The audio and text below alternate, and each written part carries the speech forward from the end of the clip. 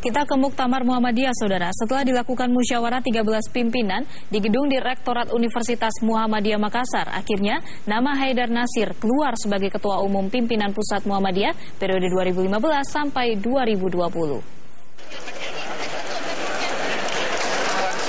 Muktamar Muhammadiyah ke-47 yang berlangsung di Makassar, Sulawesi Selatan, akhirnya membawa Haidar Nasir menjadi Ketua Umum Pimpinan Pusat Muhammadiyah periode 2015 sampai 2020, menggantikan Din Syamsuddin yang mengakhiri masa jabatannya selama 5 tahun.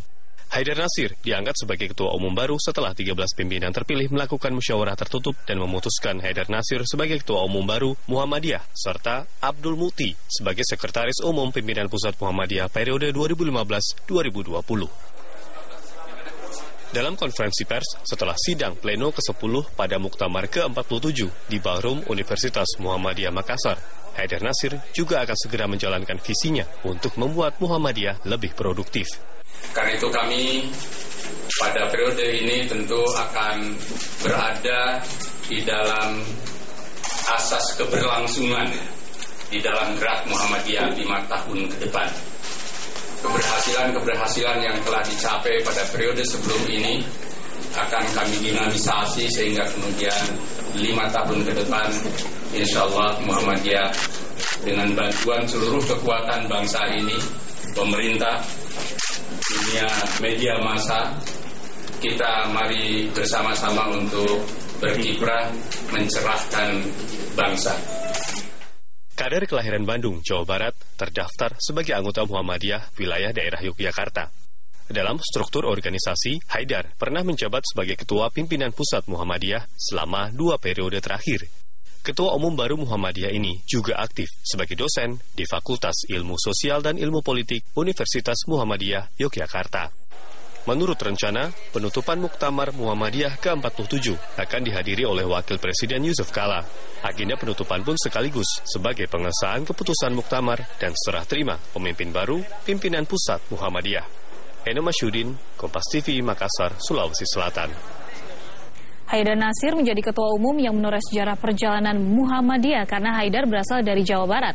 Pekerjaan rumah yang tidak mudah bagi Haidar untuk menunjukkan bahwa Muhammadiyah adalah organisasi Islam yang modern dan juga mengedepankan pluralisme budaya. Banyak hal yang akan menjadi target Haidar dalam menghadapi tantangannya sebagai Ketua Umum PP Muhammadiyah yang baru. Kepada rekan kami Friska Clarissa, Haidar menyatakan siap menjalani amanah yang dipercayakan. Kita di Muhammadiyah itu selalu siap untuk menunaikan amanah apa saja. Yang penting bahwa amanah itu harus ditunaikan dengan sebaik-baiknya. Ada pertanggungjawaban moral sekaligus juga tulus melakukannya. Sehingga ketika kita menjalani amanah itu kemudian ada penghormatan yang tinggi. Jadi bukan sekedar sebagai sebuah jabatan untuk kekuasaan, bukan jabatan untuk popularitas, tapi jabatan untuk mengemban amanat memajukan umat bangsa dan kemanusiaan universal di mana peran dakwah Muhammadiyah justru untuk mencerahkan. Ini sejarah pertama berarti ya Ketua Umum PP Muhammadiyah dari Jawa Barat. Biasanya kan lumbungnya dari Jawa Timur, Jawa Tengah. Proses musyawarah dan perkembangan Muhammadiyah tentu dinamis ya. Jadi Muhammadiyah adalah gejala tanah air, gejala Nusantara dalam arti Indonesia yang plural dan Indonesia yang majemuk, sehingga kemudian Muhammadiyah tidak pernah membeda-bedakan suku, etnik, ras, golongan, sehingga siapapun yang memimpin Muhammadiyah tentu dia tidak mewakili golongannya, tetapi itu sebagai sebuah referensi budaya di mana Muhammadiyah lalu menjadi menyebar dan terwakili oleh semua segmen budaya dan kelompok masyarakat di negeri tercinta ini. Pak Haidar, kita tahu bahwa amal usaha Muhammadiyah di bidang pendidikan, kesehatan, juga kesejahteraan sosial ada ribuan banyak yang bahkan tersebar di berbagai pelosok tanah air. Tapi apa yang perlu dikritisi? Karena tentu kuantitas saja tidak cukup.